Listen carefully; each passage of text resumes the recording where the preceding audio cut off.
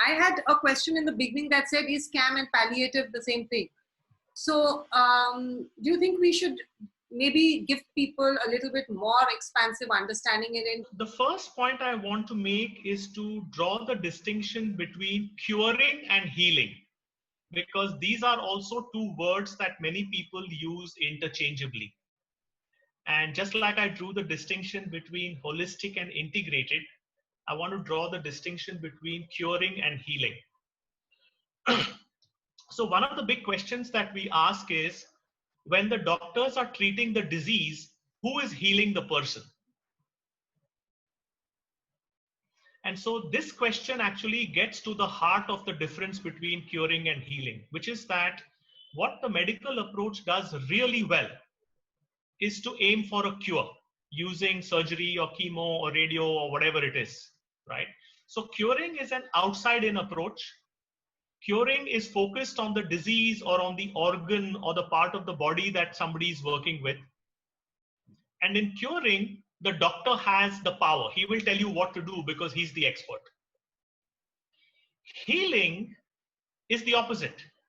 Healing is inside out. Healing can only happen from the inside. That's beautiful. Healing is not something that is organ specific or disease specific. Healing happens to the whole person. And therefore, the patient or the person has the power. So now you see that if curing and healing can go hand in hand, then we have a really good chance. And let's face it, cancer is a deadly disease. And we must not leave any stone unturned when it comes to. So that's the first point I wanted to make. The second point is that we have learned through all our research that, you know, there is a spectrum of how to look at your body or how to look at illness. And there are 4 different ways you can look at it. So the first is to look at your body as a machine. And it is partially a machine, right? It functions in a certain way. It has various moving parts and so on and so on and so on. And so you can treat it like a machine and say, okay, this part is not functioning, let's chop it off. This part is not functioning well, so let's give it a boost with this. This part is not functioning well, so we'll replace it with that. Okay, now this is taking body as a machine. It's a very important way to deal with it, but it's not enough.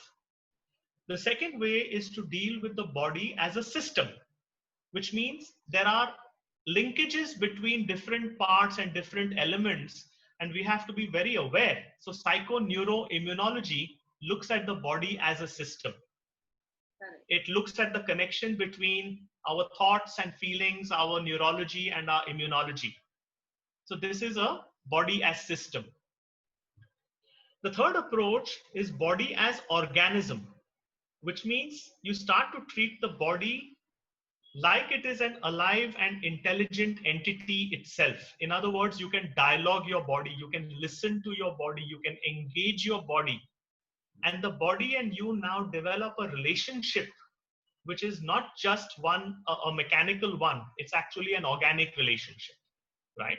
And we know this, that our body talks to us in certain ways in expressing its needs. Pain is a way in which the body communicates with us, right? So as you can see, these 3 views, the body as machine, body as system, and body as organism, are becoming subtler and subtler and subtler.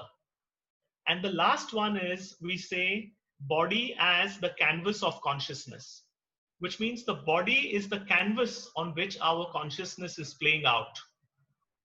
So if you truly want to look at healing, not just curing, you have to get away from the body as machine mentality.